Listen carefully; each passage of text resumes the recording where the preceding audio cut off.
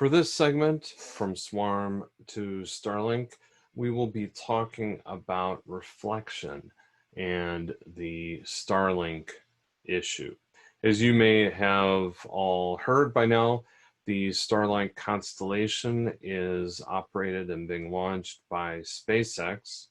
When the first set of 60 Starlink satellites went across the sky last year, it brought a lot of attention from a lot of different sectors, and particularly the astronomy, astrophysics community had concerns about the effect that the light reflected off of the Starlink satellites, that's the sunlight reflected off of the Starlink satellites, would have on observational astronomy, some concerns even with radio astronomy.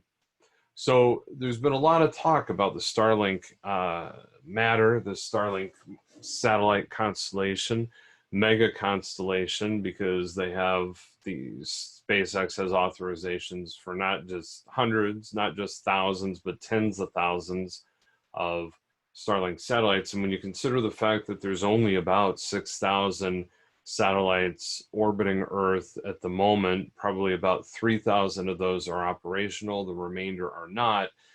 An increase of twice that amount leads to concerns also about orbital or space debris, which we talk about just above on the poster in this area. So I'm going to just point out a few resources relating to the Starlink issue and suggest that as we all look to build the future of space, that we consider all sectors and try to work with them to find the best solutions to the advancement of our technologies. So in that respect, I'd really direct you to go to the AAS site, American Astronomical Society, and the resources that they have on SatCon 1 that was held this past June. The astronomers, the astrophysicists, the scientists that participated did really great work in terms of studying and showing the impact that the Starlink satellites could have on astronomy and space observation. So I really recommend that you take a look at those resources. The archive presentations are available on the site. Again, that's AAS.org, or just Google SatCon 1. I've also written about the issues. There's an article that I had in the Illinois State Bar Association, Starlink and MegaConstellations. You can find this available online.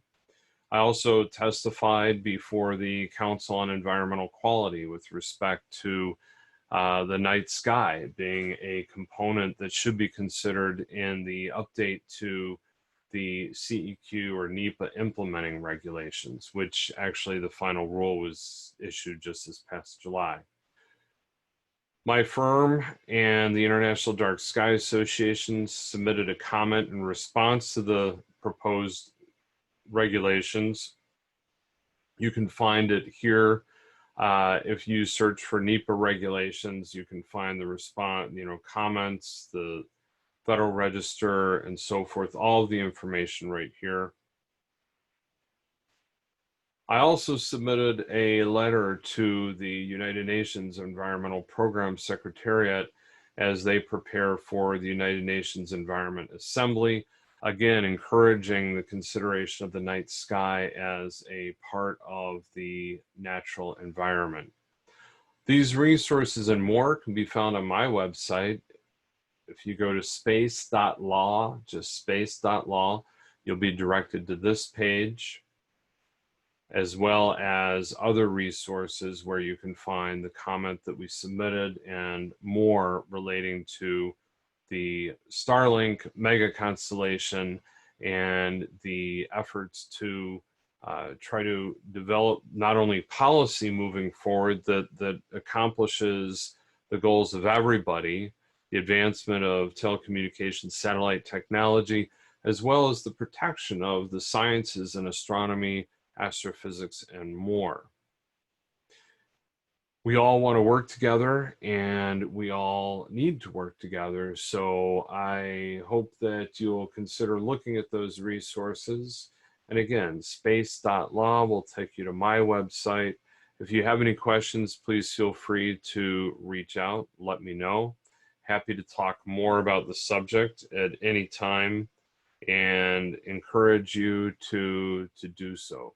It's an important area, and I think the one last thing one last final item is I really want to give a shout out to SpaceX, the team at SpaceX, because they didn't have to do anything, and in fact, there are other players that really haven't been that responsive, but SpaceX has, at least on the face, worked really hard, not only just on it facially, they've worked with respect to the scientists. They tried first DarkSat, basically putting a dark covering over the reflecting um, uh, sun aspects of the satellite, the solar arrays, and now they've also looked at developing a visor technology, VisorSat. So they are working on these issues, and I have to say that I was impressed and appreciated the collaboration that they have engaged in, and hopefully smaller satellite companies will be able to benefit from the research and resources that SpaceX has devoted to this. Stay healthy, stay safe. I wish you all the best, and definitely enjoy the rest of SmallSat.